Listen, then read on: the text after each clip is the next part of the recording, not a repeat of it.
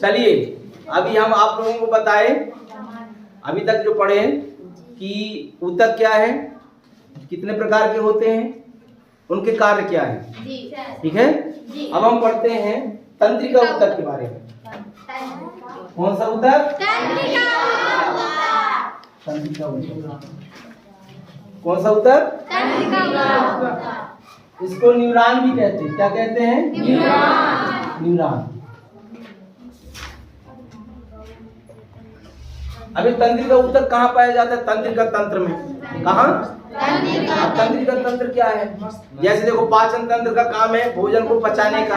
हमारे शरीर में जो भी भोजन ग्रहण किए उसको पाचन अंग जो होते हैं मुख से लेकर के ये यहाँ पर जो ग्रसिका होती ग्रास नली, फिर अमाशय, छोटी आंत, बड़ी आंत, है ना, लीवर वगैरह अग्नाशय, सब ये पाचन अंग कहलाते हैं। तो उनका काम है पाचन करना। ये पाचन तंत्र कहलाता है। पाचन अंगों से बनकर पाचन तंत्र बना है, पाचन अंगों से मिलकर, ठीक है, भोजन पचाने का काम। ऐसे हमारे शरीर में श्वसन तंत्र होता है जो श्वसन क्रिया करने के लिए उत्तरदायी है। हमारे शरीर में उत्सर्जन तंत्र होता है जो उत्सर्जन क्रिया करने के लिए रहता है। हमारे शरीर में ही जनन तंत्र होता है जो जनन क्रिया करने के लिए रहते हैं। हमारे शरीर में परिसंचरण तंत्र रहता है जिसमें हृदय मुख्य है, उसमें रक्त है, रक्त की नलियां हैं, धमनी शिराएं हैं, ये परिसंचरण तंत्र कहलाते हैं। वैसे ही हमारे शरीर में तंत्रिका तंत्र भी है, उसमें मस्तिष्क हमारा मुखिया है। जी कौन? मस्तिष्क। अब मस्तिष्क तक संदेश कैसे पहुंचे? जैसे आप चल रहे हैं, रास्ते में कांटा चुभ गया, कांटा चुभने का संदेश तुरंत जैसे पैरों को अलग करते हैं ना, तो ये मेरुरज्जु से हो जाता है यहाँ से, उसको प्रतिवर्ती क्रिया कहते हैं, 10वीं में पढ़ोगे। पर दर्द होना, दर्द का संदेश, या कोई कांटा चुभ गया तो वहां से पैर हटाने के बाद क्या करना है, हाथों को ले जाना है, फिर धीरे से वहां पर मरहम पट्टी करना है या फिर और अन्य दवाइयां लगाना है। तो ये सब किसके आदेश से होता है? दर्द हो रहा है कि नहीं, खून बह रहा है तो क्या किया जाए, है ना, दर्द हो रहा है कि नहीं हो रहा है, वहां गर्म लग रहा है कि ठंड लग रहा है, हमारे त्वचा को कोई स्पर्श कर रहा है तो उसका एहसास कराना। आप बैठे हैं, कोई यहाँ से पीछे टच कर दे तो वो टच होने का एहसास ये कौन करता है? तो मस्तिष्क तक संदेश कैसे पहुंचा?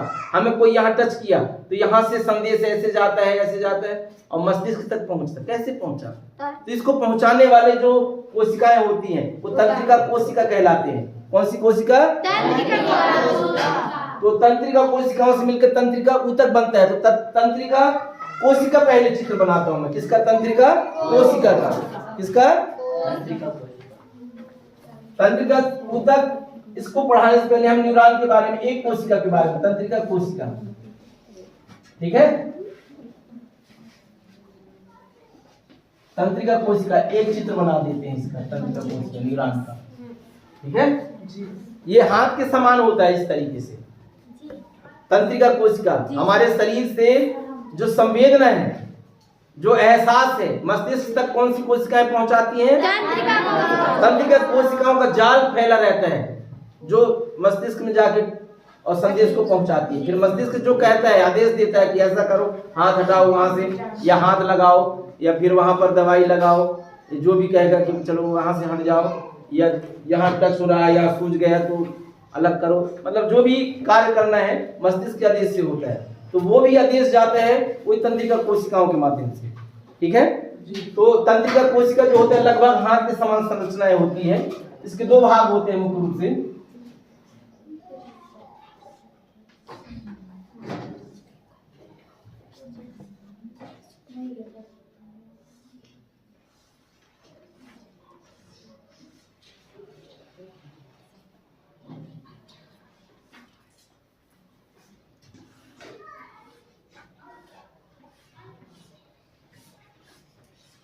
इस तरीके से बना रहता है। दो भाग होते हैं इसके मुख्य रूप से। कितने भाग?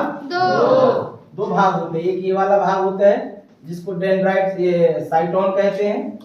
क्या कहते हैं? ये डेंड्राइट्स हैं। ये क्या कहलाते हैं? ये डेंड्राइट्स।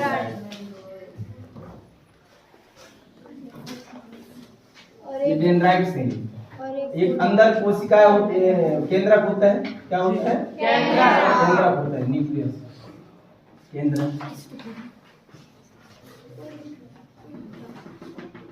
ये जीव द्रव्य होता है। दो भाग होते हैं, एक पहला ये वाला भाग कहलाता है साइटोन। क्या कहलाता है? साइटोन। इसी को तंत्रिकाक्ष कहते हैं। क्या कहते हैं? तंत्रिकाक्ष। कोशिका काय। क्या कहते हैं? कोशिका काय। और दूसरा ये वाला भाग होता है, इसको एक्सॉन बोलते हैं। एक्सॉन या तंत्रिकाक्ष यही है ना?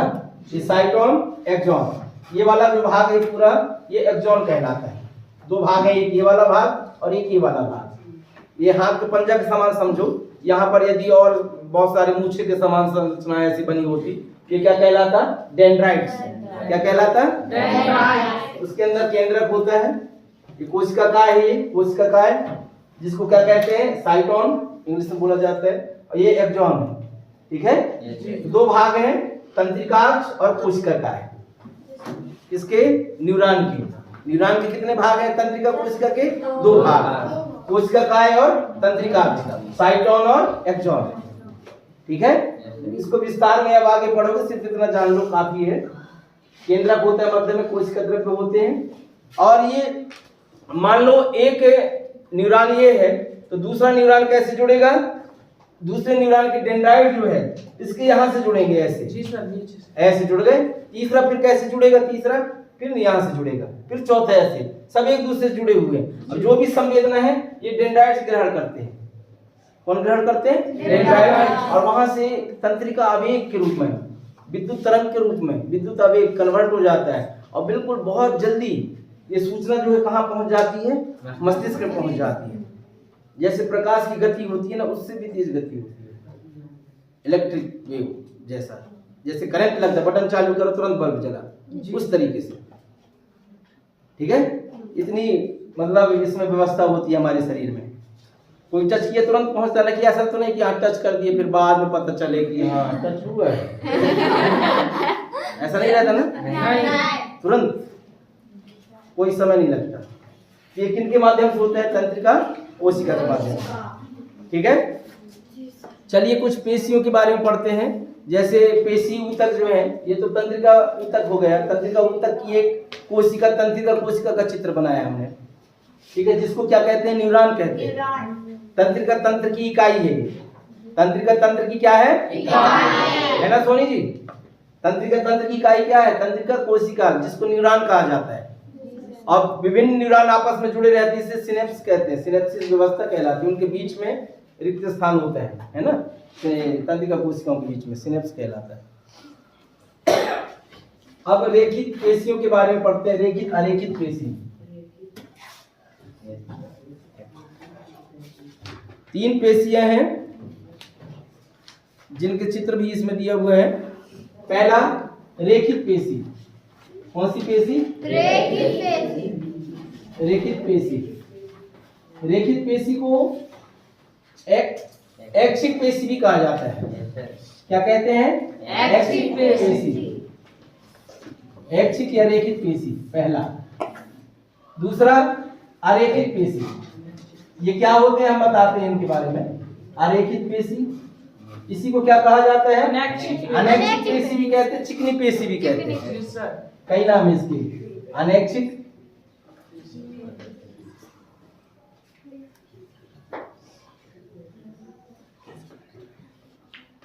अनैच्छिक या चिकनी पेशी। कौन सी पेशी? चिकनी पेशी। चिकनी पेशी।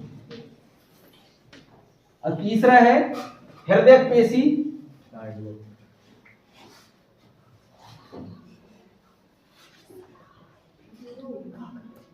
हृदय पेशी या फिर कार्डियक पेशी। कार्डिक ना, कार्डियक पेशी। ये तीन पेशियां हैं। तीनों पेशियों के बारे में हम बता देते हैं कि ये कहाँ पाए जाते हैं और इनका चित्र क्या है, इनका काम क्या है। ठीक है? तो रेखित पेशी जैसा नाम है, ऐच्छिक पहले नाम समझो। ऐच्छिक का मतलब होता है हमारी इच्छा अनुसार, इच्छा अनुसार। यदि हमारे हम कहें चलो अपनी इच्छा से सांस लो, रोक दो, रोके, छोड़ो, अपनी इच्छा से कर रहे हैं ना जी? हाँ, नहीं कर रहे हैं? नहीं कर रहे हो? अपनी इच्छा से क्या? चलो अपनी इच्छा से आंखों को बंद करो, बंद कर लिए, खोलिए खोलिए। चलो अपनी इच्छा अनुसार मुंह को फैलाओ जरा, बंद करो, बंद कर दो। मुस्कुराइए, हाथ को उठाइए, हाथ उठाइए, नीचे कर लो, दोनों हाथ उठाइए, नीचे करो, जोर जोर से हंसिए। चलो खड़े हो जाइए, खड़े हो जाइए साहब, अब बैठ जाइए। तो अपनी इच्छा अनुसार जो पेशियां मूवमेंट कर रही है, देखो हाथों में, पैरों में और जिन जिन अंगों में हम अपनी इच्छा अनुसार, जैसे गर्दन को हिलाना डुलाना, ऐसे इनमें जो मांसपेशियां होती है, पेशियां, वो गति किसके अनुसार कर रही है? हमारी इच्छा अनुसार। किसके अनुसार? तो वो कहलाती है ऐच्छिक पेशियां। कौन सी पेशियां? उन्हें रेखित पेशियां भी कहते हैं। क्यों कहते हैं? क्योंकि उसकी संरचना जो होती है उस पेशी की, उनमें रेखाएं होती है, इसलिए उन्हें रेखित पेशी कहा जाता है। कौन सी पेशी कहा जाता है? इस प्रकार से उसकी संरचना होती है।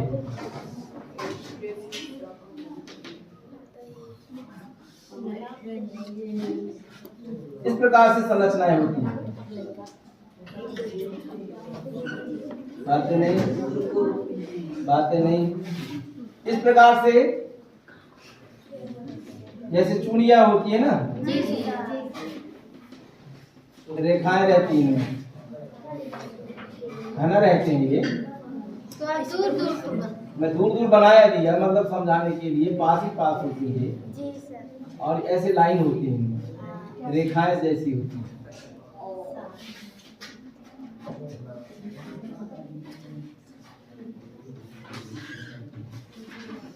तो कौन सी पेशियां कहलाती हैं? कौन सी पेशी?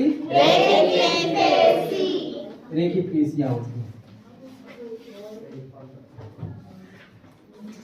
अब बीच बीच में यहाँ पर इनके क्या रहते हैं? केंद्रक रहते हैं। क्या रहते हैं? केंद्रक रहते हैं। ये पेशियां है, ये कहलाते हैं केंद्रक। ये क्या कहलाते हैं? केंद्रक है ये। और ये बीच में क्या है? ये नहीं, पेशियां नहीं, धारियां बोलते हैं। क्या बोलते हैं? ये धारियां होती हैं, धारियां। और उनके बीच में कोशिका द्रव्य होते हैं, ऊतक होते हैं। ये कौन सी पेशी कहला गई? रेखित पेशी। कौन सी पेशी? रेखित पेशी।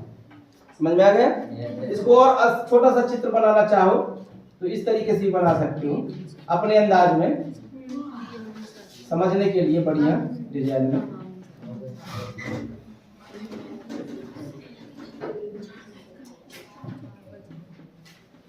इस प्रकार समझने के लिए, है ना। बीच में क्या होते हैं?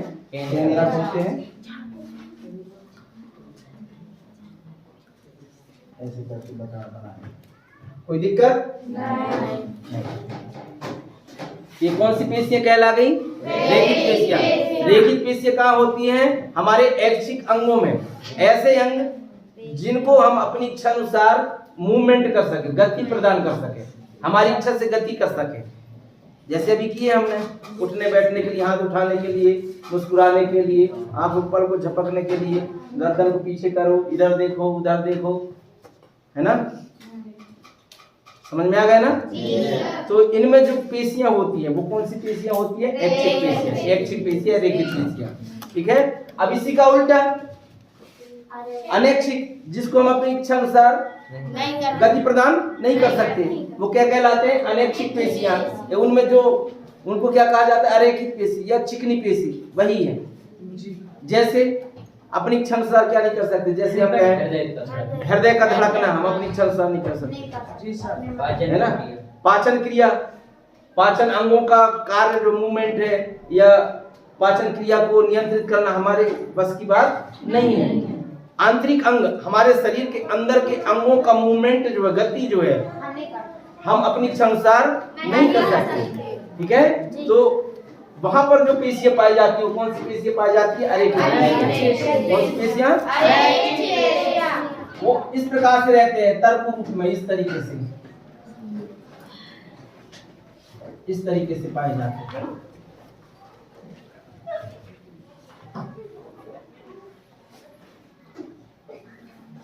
बीच में क्या है ये? केंद्रक है। केंद्रक है। समझ में आया कि नहीं आया? आ गया। अब किताब में जैसा है, मतलब ये मुख्य रूप से बता दिए, केंद्रक है और ये धारियां हैं इसमें, ठीक है। तर्क रूप पेशी है, कोशिका है और केंद्रक है। तर्क मतलब संकुल रूप में इस प्रकार से ऊपर और नीचे नुकीला, बीच में मोटाई दी हुई, बीच में क्या है ये? केंद्रक। क्या है? केंद्रक। किताब के अनुसार यदि हम बनाएं तो इस प्रकार से बना सकते हो, सरल है, कोई दिक्कत नहीं है।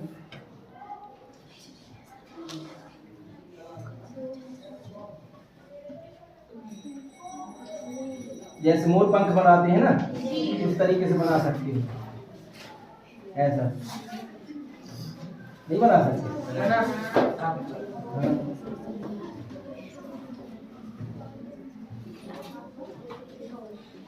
इस तरीके से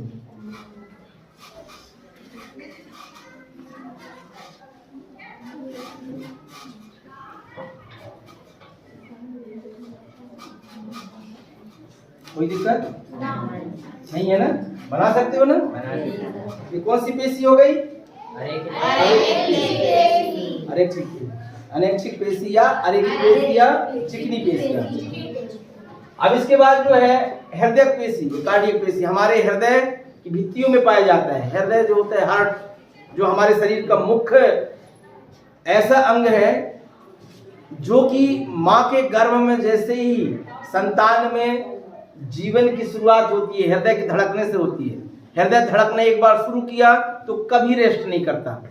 जिस दिन रेस्ट किया उसी दिन मृत्यु हो गई, मान के चलो। एक सेकंड के लिए भी नहीं रुकता है कभी नहीं। शरीर के सारे अंग लगभग रेस्ट करते हैं। मस्तिष्क भी रेस्ट करता है जब हमको नींद आती है। नींद का आना मतलब मस्तिष्क का रेस्ट करना। उस समय वो रेस्ट कर रहा होता है। बाकी हृदय, और जैसे रक्त है, हृदय धड़क रहा है मतलब रक्त को भेज रहा है, उसका आना जाना चल रही है, श्वसन की क्रिया जारी है, फेफड़े भी काम कर रहे हैं। हृदय एक बार काम करना शुरू किया तो कभी रुकता नहीं है। जिस दिन रुक गया मतलब उसी दिन मृत्यु हो गई। हृदय का धड़कन बंद मतलब मृत्यु को प्राप्त कर लेना, मृत हो जाना। जीव का क्या हो जाना?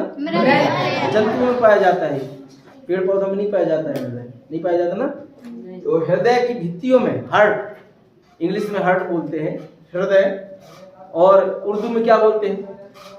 कोई बताएगा? हृदय को उर्दू में क्या बोला जाता है? जो आजकल सब जानते हो आप लोग, गानों में, फिल्म। हाँ, बहुत बढ़िया, तालियां बजा लो अपने लिए। ये दिल शब्द जो है ये उर्दू शब्द है। कौन सा शब्द है? उर्दू है। हृदय को ही कहा जाता है। तो उसमें जो उसकी भित्तियों में जो पेशियां पाई जाती हैं वो है हृदय पेशी, या इसी को क्या कहते हैं? कार्डिक पेशी। कौन सी पेशी? कार्डिक पेशी। ठीक है। तो कार्डिक पेशी को कार्डिक बोलते हैं।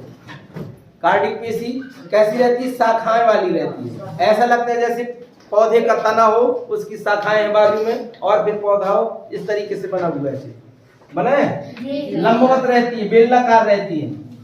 कैसी रहती है? लंबवत मतलब लंबी है इस प्रकार से, और शाखाओं ऐसे बने हुए हैं इसमें। बने कि नहीं बने? बने हैं ना। ये देखो, एक भाग ये हो गया, ये शाखा जुड़ी हुई है, और उससे फिर शाखा जुड़ी हुई है। एक इस तरीके से बना हुआ है। और इसमें देखो पतली, इसमें जो धारियां है बहुत महीन होती है, पतली होती है, गहरे रंग की होती है ना। और केंद्रक पाए जाते हैं बीच बीच में, इस तरीके से महीन पतली धारियां होती है। इस तरीके बना लोगे? कौन कौन बना लेंगे? हाथ ऊपर करते हैं। बहुत बढ़िया। बीच बीच में क्या होते हैं? केंद्रक होते हैं। बहुत महीन पतली धारियां होती है और केंद्रक होते हैं। इनमें बीच बीच में क्या होते हैं? केंद्रक होते हैं। तो इस तरीके से तीनों पेशियों के बारे में जानकारी प्राप्त हो गई। ठीक है। तंत्रिका कोशिका के बारे में जानकारी प्राप्त हो गई। तो हमारा जो अध्याय है ऊतक वाला, इसमें जो मुख्य रूप से रेखित, अरेखित पेशी और कार्डिक पेशी, तंत्रिका कोशिका, है ना। ये वाला चैप्टर आज कंप्लीट।